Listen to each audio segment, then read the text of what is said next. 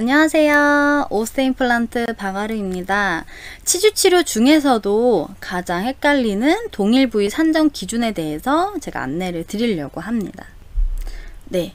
먼저 이제 전처치와 마취 여부 그리고 드레싱을 하게 됐을 때 어떤 수가로 이제 산정을 해야 되는지, 그리고 내역 설명을 기재해야 되는 술식은 무엇인지, 이제 제가 생각했을 때 이런 부분이 많이 궁금하실 것 같더라고요. 그래서 참고용으로 보시면 되실 것 같아요.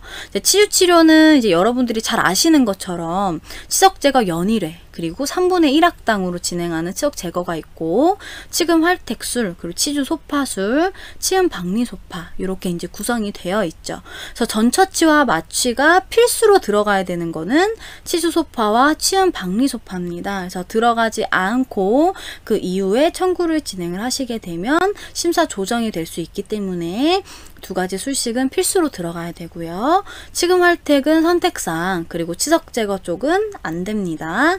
그리고 이제 드레싱을 했을 때 산정해야 되는 수가는 뭔지, 치음 박리 소파를 제외하고는 치주치료 후처치 간단으로 하시면 되고요. 치음 박리 소파만 복잡으로 청구를 진행을 하시면 됩니다. 그리고 이제 내역 설명. 이제 내역 설명에 기재돼야 되는 거는 3분의 1학당 치석 제거. 이쪽은 치료 계획을 넣어줘야 됩니다. 그래서 이제 치석 제거를 진행을 했을 때 차후에 치주 치료를 진행할 예정. 이런 식으로 적어 주시면 되겠죠. 그리고 이제 치주 소파 쪽은 그 제가 청구월 상이라고 적어 놨는데, 이게 어떤 경우냐면 치석 제거는 이제 7월에 했어요. 그런데 치주 소파를 8월에 진행을 했어요. 이런 경우에는 심평원에서 봤을 때 만약에 한 달 안에 이루어지는 거면은 전체적으로 이제 처방도 보이고 하니까 전처치가 있죠. 그러니까 이해가 돼요. 그런데 이제 청구월이 다른 경우에는 전처치가 있는지 없는지 확인이 안 되기 때문에 만약의 경우를 대비해서 적어줘야 됩니다. 그래서 이제 이런 경우는 내역 설명에 몇 월 며칠에 치석 제거 시행을 했다, 이런 내용으로 기재를 해주시면 되겠죠.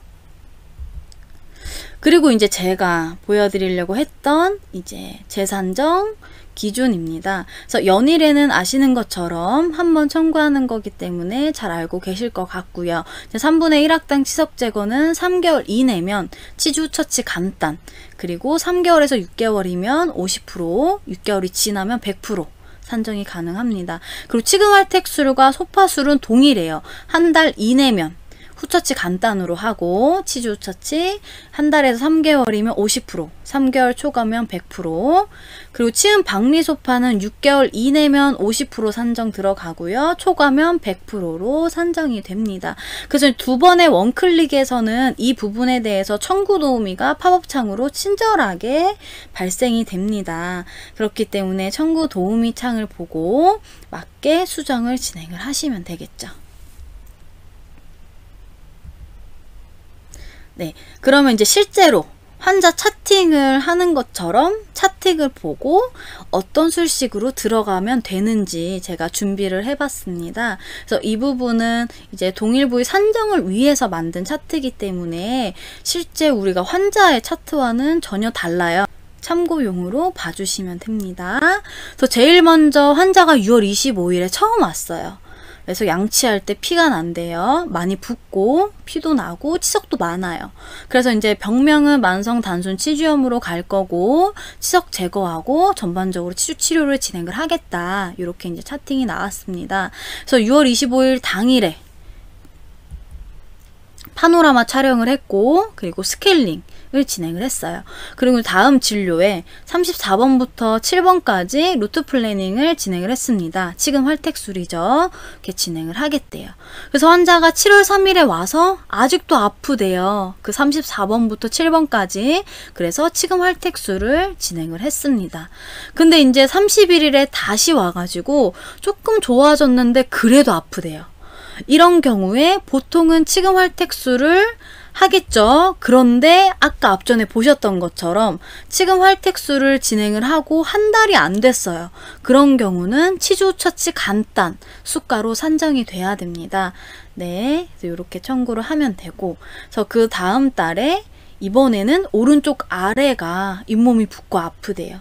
네, 그래서 치주 소파수를 진행을 했습니다.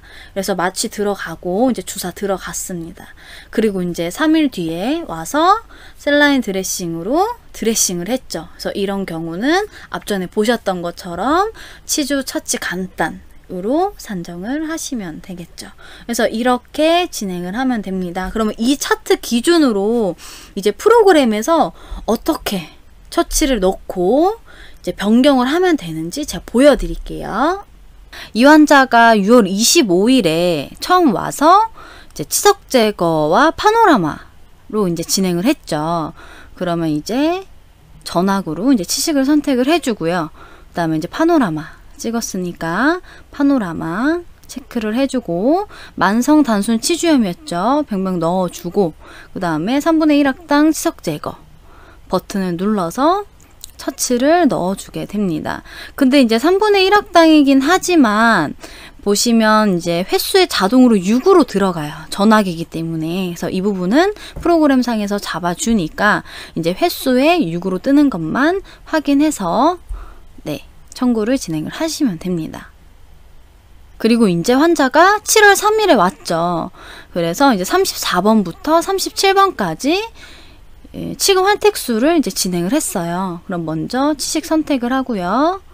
34번부터 37번까지 선택을 하고 치금 활택 처치 버튼 있죠. 요거를 이제 눌러주면은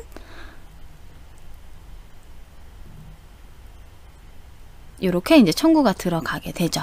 근데 이제 7월 31일에 7월 30날 환자가 다시 왔어요. 이제 좋아지긴 했지만 그래도 아프대요. 그러면 동일한 치아 선택을 하고, 그리고 치금 활택을 눌러주면 이제 청구 도우미가 자동으로 이렇게 뜹니다.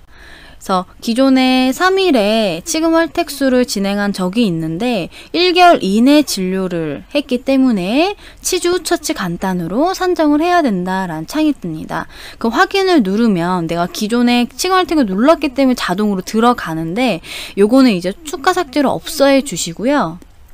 그리고 그 옆에 있는 드레싱 버튼, 요게 이제 치주 후 처치 간단 숫가입니다.